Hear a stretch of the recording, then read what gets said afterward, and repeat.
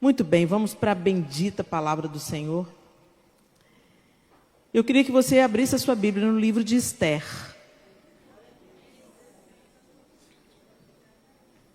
Esther, capítulo 2.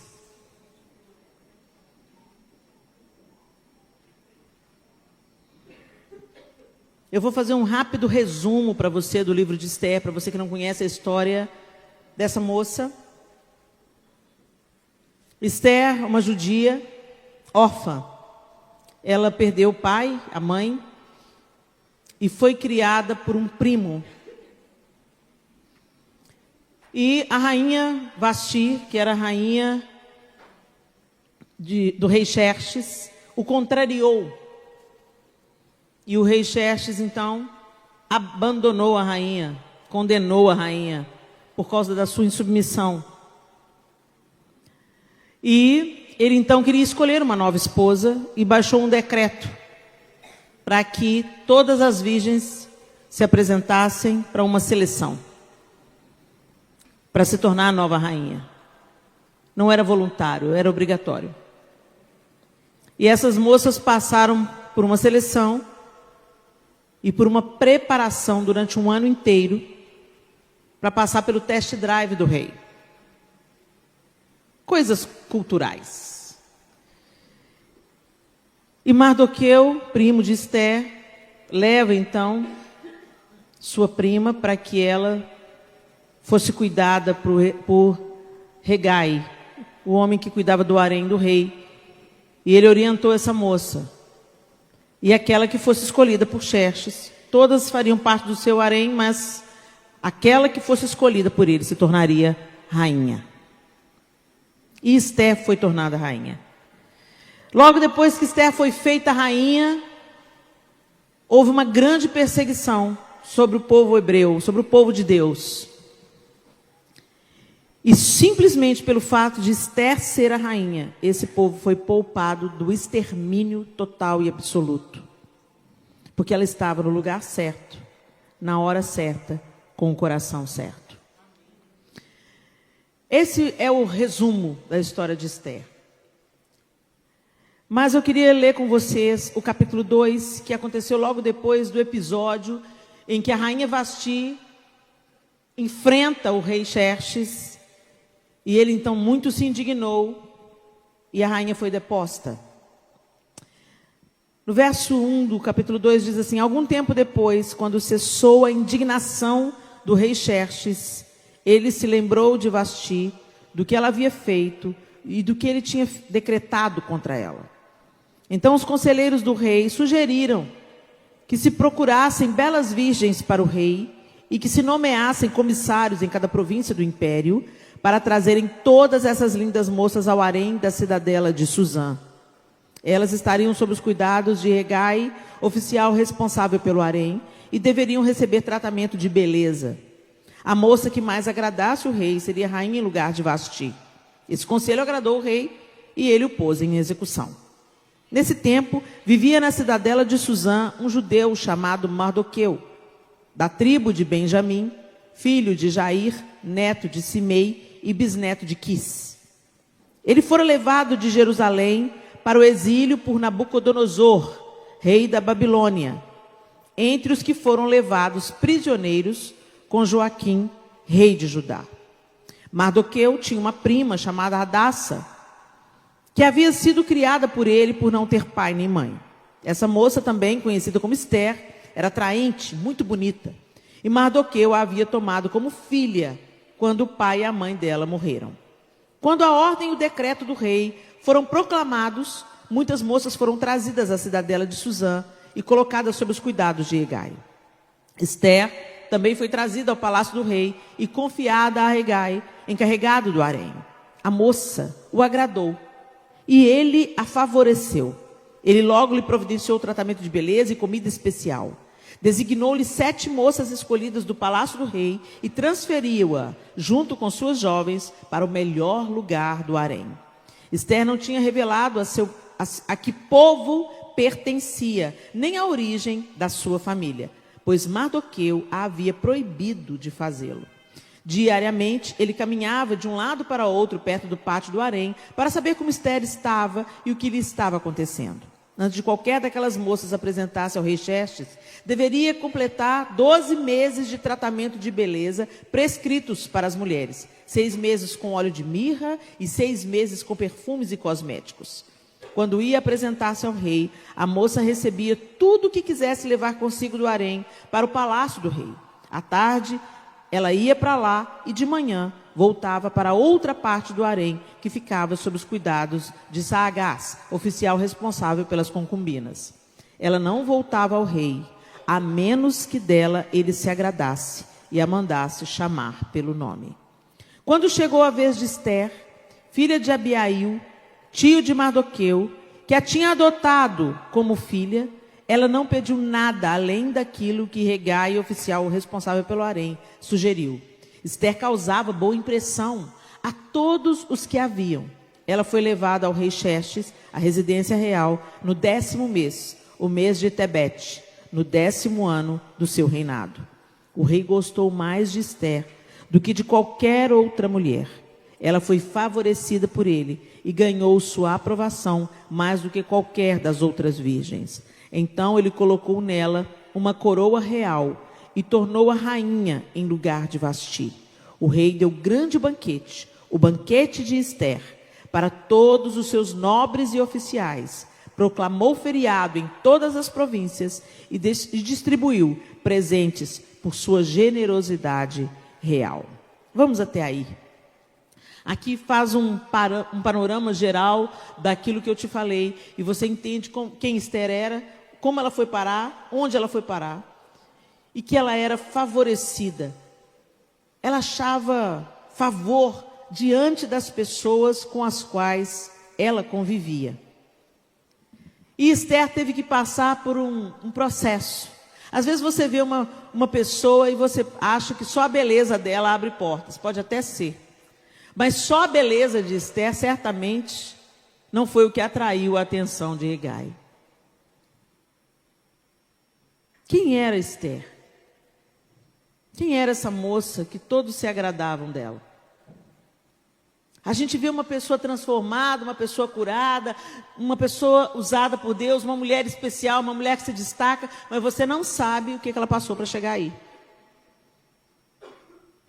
E hoje a gente não quer passar por processos. A gente quer que Deus resolva a nossa situação. Nós somos a geração da tecnologia, né, gente? Hoje, a gente não tinha celular até alguns anos atrás. Era telefone de ficha. Você não tem nem, muitas aqui não tem nem ideia do que isso seja. A expressão caiu a ficha, para muita gente, não faz muito sentido. Só repete porque viu a mãe falando. Vai cair a ficha quando completava a ligação, né? Você põe a ficha para falar, era no orelhão. Muita gente não tinha telefone em casa. Eu fui ter telefone em casa, eu tinha 15 anos. Eu não sou velho, eu sou vintage.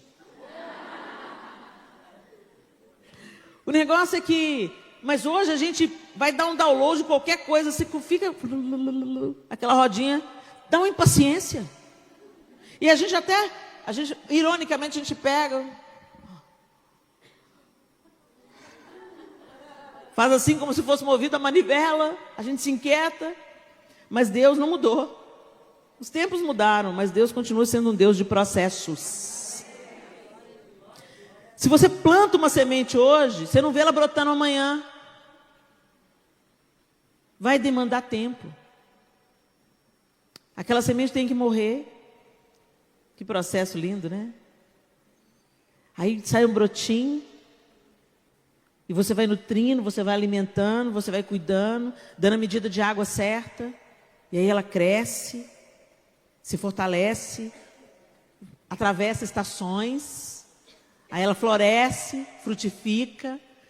Você plantar um pé de jabuticaba hoje, você não vai comer jabuticaba no que vem, gente. E põe verão, primavera, nesse processo, né? Deus não mudou. E Ele não vai andar depressa com as coisas só porque você quer. E os processos são necessários para você chegar onde Ele quer que você chegue, para que você cumpra o seu propósito. Não pule etapa, não queime etapa, porque vai dar problema. Toda vez que a gente queima etapa, a gente não quer viver alguma coisa, porque essa coisa é ruim, vai dar ruim lá na frente. As mães não querem criar os meninos hoje, quer delegar. Põe na escola cristã, leva para a igreja, na escolinha dominical, faz alguma coisa pelo meu filho, porque eu estou ocupada. Ele não dá trabalho, você não quer ter trabalho com ele aos 5 anos. Você vai ter aos 45. Hoje está dizendo, aí tem uma pesquisa recente que saiu que os homens estão amadurecendo aos 45 anos. Desanimador. E a culpa de quem?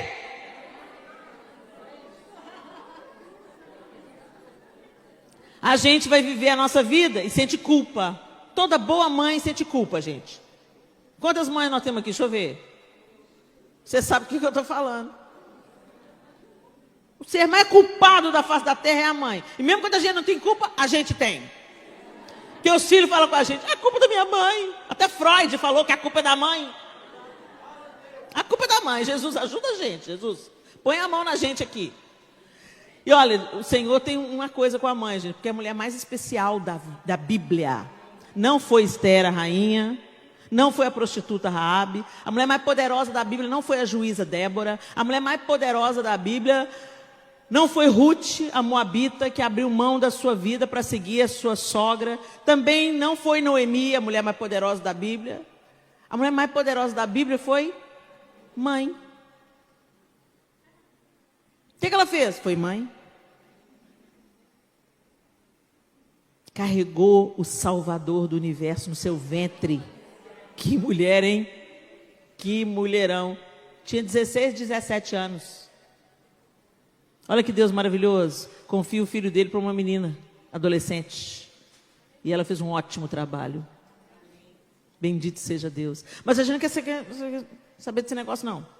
Não! Eu mesma cheguei a falar essa besteira. Quando eu tive a minha primeira filha, claro, alguém falou assim, quando é que vem o segundo? Aquela história do povo popilha na gente, né? O povo manda você ter o segundo, porque não é você que cria, né? Tipo assim. Aí eu fui, não vem. Porque como que não vem? Você teve uma gestação maravilhosa, parto normal, tem um maridão que te ajuda. Parênteses, marido não ajuda. Marido é pai. Marido é parceiro, marido é companheiro. Marido não ajuda com o filho. Ele é pai. Não brotou dentro de mim. Ele teve bastante participação. E a participação continua, né? E eu estou ensinando isso para os meus filhos homens. Escuta aqui. O Miguel casou agora em maio. Miguel, quando você tiver filho, seja pai. Viu? Seu pai. Quando ele falou assim, mãe, eu vou casar no que vem. O quê? Como assim você vai casar no que vem? Menino, termina a faculdade. Mãe, eu vou casar no que vem. Está no final do ano, pelo menos. Não, mãe, em maio. Ai, Jesus. Miguel, você tem 21 anos, meu filho. Meu pai casou com 19. Eu já veio com o argumento todo pronto. Eu falei assim, ok, se for para você ser homem igual ao seu pai, pode casar. Agora você pensa bem disso, você não vai devolver essa menina, não. Seu pai não me devolveu? Você vai encarar. Quando os filhos vierem, você vai ser pai. Você vai lavar a louça, você vai ajudar. Porque se ela te ajuda a ganhar dinheiro, você também ajuda ela na louça. Uma mãe discipulando a próxima geração de homens. E ele pode deixar a mãe. E está lá uma gracinha mesmo. Lavando louça, ajudando a Thaís. Está uma gracinha. É isso aí.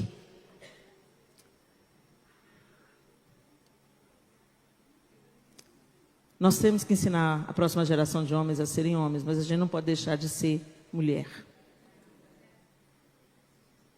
A gente quer queimar os processos, a gente quer passar por cima, mas nós precisamos de viver aquilo que a gente precisa viver. E eu falei na minha tolice, não vem em segundo, porque eu sou egoísta demais para ser mãe. Eu usei essas palavras. Eu tenho muitos sonhos. E filho vai atrapalhar. Eu costumo dizer que Deus ouviu e falou assim, pois é, eu te amo demais como você é, mas eu não vou te deixar do jeito que você está. Vou te dar 4 para te ensinar a ser gente. E bendito seja Deus, Ele está ensinando, eu estou no processo, né? E os processos, eles são desconfortáveis. Ninguém, gente, trocar fralda, não dormir a noite inteira, acordar de madrugada. E aquela história, eu não entendi porque que tinha campanha de amamentação. Ô Jesus, aí agora eu entendo. Né? Parece que vai soltar o bico do peito na boca do menino. Ninguém me contou essa parte. Tanta dificuldade, eu tive 4, por um bom tempo eu passei a ser marmita. Mas valeu a pena? Valeu a pena. Valeu a pena. Hoje quando eu vejo a Sofia, a caçula, ela tem 17 anos, quando todos eles estão à roda da minha mesa, eu fico pensando, bendito seja o Senhor. Valeu a pena. E vai valer mais ainda, porque o Senhor agora está trabalhando na vida de cada um deles. Porque filho de crente não é crente, gente. Deus não tem neto. E eu estou gerando agora os meus filhos, gerei com o útero, agora estou gerando com os joelhos, para que Deus complete a obra que Ele já começou na vida de cada um deles. Então, ou seja, tem uma coisa libertadora do egoísmo, é a maternidade, porque você só vai ganhando upgrade. Você orava por você, depois você passa a orar por você e por seu marido, depois você ora por você, por seu marido e por seu filho. O filho 1, o filho 2, o filho 3, o filho 4. E aí você pensa, para 18 anos, pronto, cumpri minha missão, não. Agora você começa a orar pela nora. Daqui a pouco você ora pelos netos. Você só vai ganhando upgrade na vida de oração. Você vai ter que orar por alguém, pelo resto da sua vida. Glória a Deus que vocês falaram amém. Que a maioria dos outros fala assim, misericórdia. Mas para a gente, oração não deveria ser um problema, porque oração é o lugar do relacionamento. Oração é o lugar do nosso relacionamento com Deus. Não tem relacionamento sem conversa. Eu não tenho nenhum problema de conversar com o João. Converso e quero morrer conversando. Com Deus não deveria ser. Quando a gente fala em orar, você vai ter que orar pelo resto da vida, não deveria nos apavorar. Orar pelo resto da vida é normal. A gente se relaciona com Ele. Vou conversar com Ele o resto da minha vida. E a eternidade inteira. E a nossa conversa inclui os filhos, o marido, os pais, os irmãos, os amigos. Muito bem, a gente ora para Esther. E ela teve que passar pelo processo. Vários. Ela teve que passar pelo processo da orfandade. Você já pensou para uma moça, naquela cultura, ser criada por um primo? Eu fico imaginando, o texto não diz. Diz que ela se tornou órfã e que o primo, que já era mais crescido, tomou essa menina como filha, cuidou dela como um pai. Mas não fala de uma mãe no processo. Não fala de uma mulher no processo do crescimento de Esther. Não cita Mardoqueu tendo uma esposa. Pode até ser que sim, mas o texto não fala sobre isso. Então, nós vamos caminhar dentro do que o texto nos dá. Imagina para uma menina perder o pai e a mãe. Isso já é desastroso. Ser criada só por um homem. Desafiador. Nós também temos os nossos processos. Esse foi o processo de Esther. Qual foi o seu? De onde você veio? Como é que é a sua família de origem? Conflito com o pai, com a mãe? Orfandade também, às vezes você cresceu sem o pai, cresceu sem a mãe, cresceu sem os dois. Às vezes você tem exatamente o quadro de Esther na sua vida. Mas independente de ser orfandade ou não, gente, todos nós passamos por um processo desafiador na nossa infância. Algumas pessoas vivenciam abuso, como foi o meu caso. Graças a Deus eu tenho meu pai e minha mãe vivos. Pais zelosos, pais cuidadosos, pais que eu amo tanto. E dou graças a Deus todos os dias por ainda ter o privilégio de tê-los comigo. E de poder hoje cuidar deles. Mas nem sempre foi assim. Sofri abuso sexual por pelo menos 8 anos da minha infância. Sem que eles soubessem. Marcas que a gente traz lá da infância. As pessoas olhavam para mim e falavam, justamente a menina não tem os olhos claros, que pena. Você vai se sentir inadequado. Eu sempre achei, meus irmãos eram mais velhos do que eu, sou a caçula. Eu ouvia dos meus irmãos assim, mamãe e papai acharam você no lixo. Você não é nossa irmã. E por uns 2 anos eu acreditei nisso. Parece uma bobagem, parece brincadeira de criança, mas isso gerou marcas em mim. Então, eu posso te contar a minha vida e você pode me contar a sua e a gente pode chorar junto.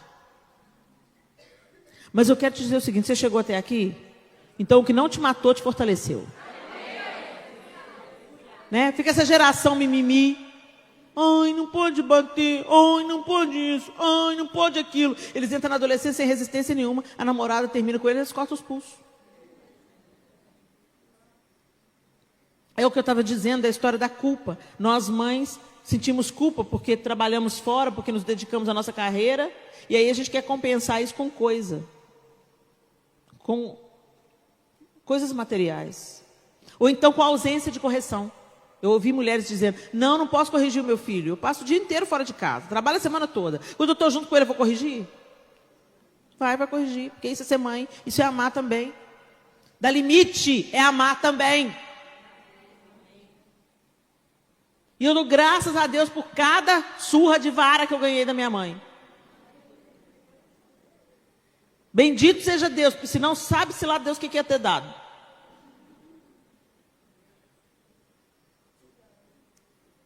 E a maturidade me faz olhar para trás e agradecer pelos nãos dos meus pais. Tinha momentos da minha vida que eu odiei meu pai, por causa dos nãos que ele me disse. Mas ele não estava nem um pouco preocupado se eu estava odiando ele, não. Ele só queria que eu obedecesse. E eu falava, tirano! Ditador! Não, ele não estava sendo ditador, ele estava me dando limite. Hoje se fala muito em democracia, em não ditadura, e isso está gerando nessa geração uma dificuldade de obedecer à autoridade. Eu sou totalmente contra autoritarismo. Abuso de autoridade é outra coisa. Mas, gente, a gente não sabe se submeter à autoridade. Obedecer regras. Uma sociedade sem regras é o caos. A gente não se submete ao marido, mas a gente se submete ao guarda de trânsito. Porque senão vai dar multa. Pois é, se você não submete ao marido, pode dar o fim do casamento. E submissão, gente, eu quero deixar claro que é o próximo passo. Mas eu vou chegar lá. Muito bem. Esther, ela teve que lidar com a sua situação familiar. É um processo. Não é o fim. Não é a sepultura. E às vezes você passou por processos difíceis na sua infância, na sua família de origem, que você ainda não resolveu. E você precisa resolver. Você precisa de perdoar se você tem alguma coisa pendente lá na sua infância. Porque senão isso vai refletir na sua família que você construir. Isso vai refletir nos seus relacionamentos hoje. Isso vai refletir na sua sexualidade. É incrível. Hoje a gente fala muito sobre as questões do homossexualismo. O homossexualismo é apenas um sintoma de uma geração com problemas afetivos.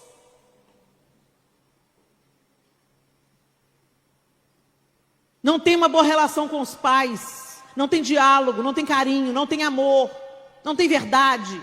Por quê? Porque a mãe e o pai lá nos anos 70 acreditaram nas mentiras do sexo, drogas e rock and roll. Quebraram alianças. Entraram num caminho que é oposição à palavra de Deus. Claro que ia dar problema. A colheita chega, gente. Tudo que a gente planta, a gente colhe.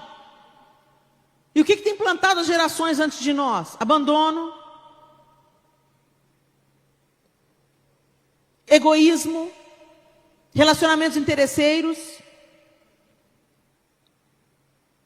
o sexo fora do casamento, todo mundo pega todo mundo. É claro que ia dar ruim uma hora, gente. Então nós temos que fazer um caminho de volta e deixar Deus trabalhar no processo. Então se você precisa de perdoar alguém, perdoe. Se você precisa de ligar para alguém, faça essa ligação. Se você precisa de exercitar um olhar mais generoso. Depois que eu me tornei mãe, eu comecei a entender um tanto de coisa que minha mãe fez comigo. Eu comecei a entender os nãos, mas nem todo mundo tem esse privilégio de se tornar mãe, porque quando nasce uma criança, nasce uma mãe, né? Então eu comecei a entender, quando eu comecei a educar os meus filhos, eu comecei a entender e a perdoar a minha mãe. E a entender e falar, puxa, minha mãe tinha razão. Puxa, graças a Deus que meu pai fez isso. Mas muitas de nós não temos isso, porque a gente ainda não teve filhos. Ou nunca os teremos, os filhos biológicos. Mas a gente precisa de pedir o Espírito Santo de Deus para nos atravessar, para nos dar uma outra perspectiva e de parar de, sabe, de arrastar um defunto. Ai, eu não tive pai. Ai, meu pai era alcoólatra. Ai, minha mãe me abandonou, por isso que eu sou assim. Para, você tem o Espírito Santo de Deus e Ele pode te curar do seu passado. Ele pode te fazer triunfar mesmo quando seu pai e sua mãe fracassaram. Essa é a lindeza do Evangelho de Jesus Cristo. Resgate. Deixa o Senhor fazer. Esther passou pelo processo de lidar com as circunstâncias alheias à sua vontade. Gente, quando veio dar uma ordem, eu fico imaginando se Esther tinha sonhos, se ela gostava de um rapaz. Eu meio que duvido que Esther foi toda alegrinha. Possibilidade de ser rainha. Acho que não. Acho que ela ficou pensando, uau, e se eu não gostar? Tá, o Xerxes não gostar. E se eu não gostar dele? E se ele for bruto comigo? E se... Não é porque ele é o rei, gente, que era garantia de beleza, de virilidade, de poder, de força, dele ser cheiroso. Então eu fico imaginando as inseguranças de Esther, as dificuldades de Esther. Era uma situação que surgiu. Eu fico pensando o que ela planejava sobre se casar. Talvez teceu tantos sonhos. Puxa, eu vou ter os meus filhos. Eu quero cuidar dos meus filhos. Meu pai e minha mãe morreram tão cedo. Eu quero cuidar dos meus filhos. Sei lá os sonhos que ela tinha. Eu tenho certeza que você também teve que lidar e tem que lidar na sua vida com circunstâncias que não são exatamente o que você queria. É ou não é? Eu tenho. Eu tenho que lidar com situações que eu pensei, meu Deus, eu sonhei outra coisa, eu queria outra coisa. Mas é isso aí que tem para hoje, filha. Então o que você vai fazer? Você pode sentar e ficar chorando, e reclamando, e murmurando, e atrasando o processo de Deus na sua vida. Gente, o povo de Israel ficou 40 anos dando volta no deserto. Por quê? Porque não acreditou que Deus era fiel para cumprir as suas promessas. E no processo eles ficaram, ó vida, ó céus, ó azar. Quanto mais você reclama, pior fica, gente. Eu te garanto isso. Quanto mais você reclama, mais você atrasa a bênção de Deus na sua vida. Isso aí. Então para de reclamar e começa a agradecer. A palavra de Deus diz assim, em tudo dai graças, porque esta é a vontade de Deus. Você fica assim, Senhor, eu quero fazer a sua vontade. Então agradece. Agora, agradecer quando está tudo bem, gente, é fácil. Foi mais que sua obrigação. Agora, agradecer no meio das circunstâncias adversas à sua vontade é a declaração diante do inferno e diante do céu que você confia no Senhor.